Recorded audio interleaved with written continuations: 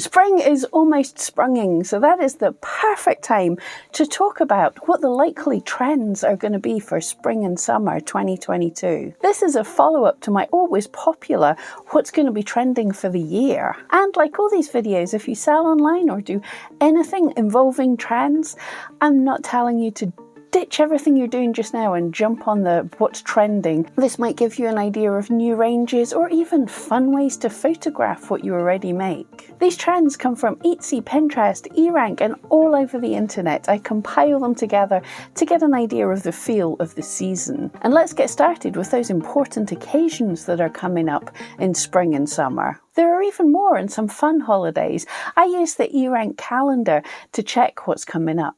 So Mother's Day in the UK and Ireland is nearly upon us. It's the 27th of March and the 8th of May in most other places. So it's not too early to start creating and listing things for Mother's Day. In fact, you could have been doing it a few weeks ago. Get in a head start while the UK people are looking. And then you've already got ranking authority for when the bigger markets in the US are starting looking for Mother's Day themed items. Easter this year is the 17th of April, and along with the other traditional Easter type things, fried eggs are trending. May the 4th is always Star Wars Day, but be aware this is a copyright minefield, and even if you make something like my baby Yoda here, it's unlikely you can sell it, so stay away from copyright infringing items. In the UK in June there's going to be the Platinum Jubilee of the Queen. Many places are having things like street parties, and this is going to tie into that nostalgia theme, with the Regency Corps having fancy outside tea parties. But also there's bound to be a bit of Mad Hatter-ness tea party, and also harking back to some of the other tea parties in other years' jubilees.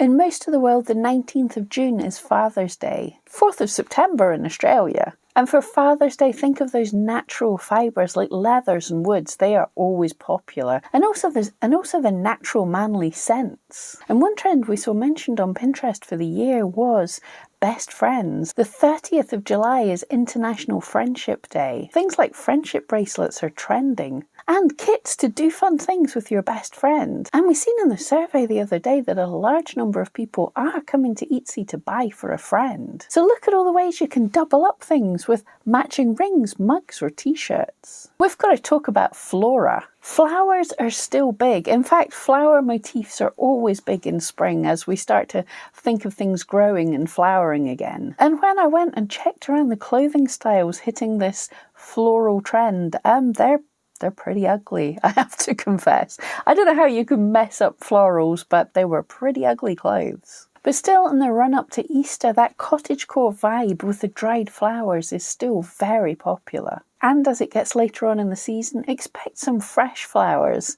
And I'm seeing some wonderful handmade fake silk and crepe flowers. And being self-sufficient is still a little trending, with people looking for things for plants that have use. So double up with flowers that can actually be eaten as well, perhaps in easy gardening kits. Etsy are calling this trend for all things floral biophilia. Really sounds wrong. And everything outdoors is kind of trending, especially with things like outdoor patio. In stationery, strawberries are trending. And across the board, daisies are popular. And sadly, of course, sunflowers are becoming a big motive of this spring. The colours for this season are great. Lots of colours. All the colours. Those neon pastels, which kind of sounds like a contradiction in terms, but if you were around in the 90s, you know what that is. And this is jumping into Easter with those eggs and designs being just that bit brighter. And even weddings are looking at that one big bright pop of colour. Perhaps the bride really wants to stand out. Emerald green is strong on Etsy, and that is no surprise considering it's Etsy's colour of the year. But it's doing better than Pantene's Very Perry just now, although I expect that will do well on other places rather than Etsy, and over time we'll start to see it more on Etsy. And what about clothing? Well, that is a contradiction again. From oversized baggy clothes to corsets and crop tops. Flowers, neon and very colourful jewellery as well. And talking of the contradictions, check out this rack that I saw of clothes. These boring browns and then screaming pink, all in the same rack. And even business and party wear is having a pop of colour. It seems companies are loosening up on what they think people should look like. You're allowed to have brighter hair in many businesses now, and a pop of colour in those business suits is totally acceptable. And if business is getting colourful, partying more so. But the dark academia look hasn't gone either. It's getting even more preppy, really. And pleated skirts is set to be huge. And there is nothing subtle about the jewellery trends. More is most definitely more, with statement pieces, nothing dainty and small, and colours are colourful, of course. Bows are really popular for weddings. I'm assuming it's harking back to this Regency core idea. And like most springs, nautical clothing is starting to trend. So what are these overall trend styles? Cottagecore is still holding strong. This is surprising me. This has been going for a couple of years. Very much with the gardening, and mushroom motifs are still everywhere. Goth and steampunk is still growing and trending. Steampunk especially in cards and stationery. And bear in mind, you vintage sellers, the 90s is vintage, so those 90s goth pieces, now is their time. And I'm going to call it, if we're talking bright colours and goth, I'm betting cyberpunk's going to make a comeback. And the good news, if you're looking to jump on that trend, competition is very low just now. And from my friend Jan over at eRank, who keeps her eye on all the trends, she is saying cosplay and costumes is huge just now. Vikings and pirates and Romans, oh my. Back to work is back to sustainable work.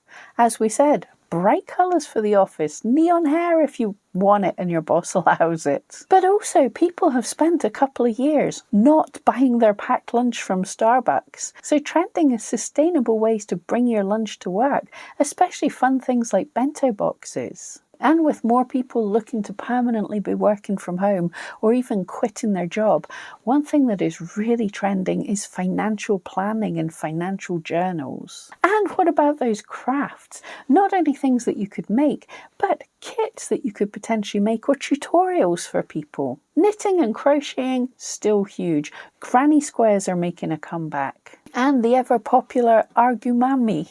Don't know how to say that, but the crocheted adorable animals. Wood and leather. Now leather usually trends around in the autumn, but it's looking good for spring and summer, especially with more people buying handmade for their male friend. So there's lots of people making wonderful leather and wooden goods. Mindfulness and group activities are a big trend that you could jump on. Any kind of simple task that takes a long time to do, like scrapbooking, knitting and adult colouring in. And those tactile wall hangings are still a big thing, likely to remain at least through the summer. I hope that's given you some ideas for the trends for the season. And if you've made it this far, clearly you're interested in the trends for the year, so you want to check out my trend guide for 2022.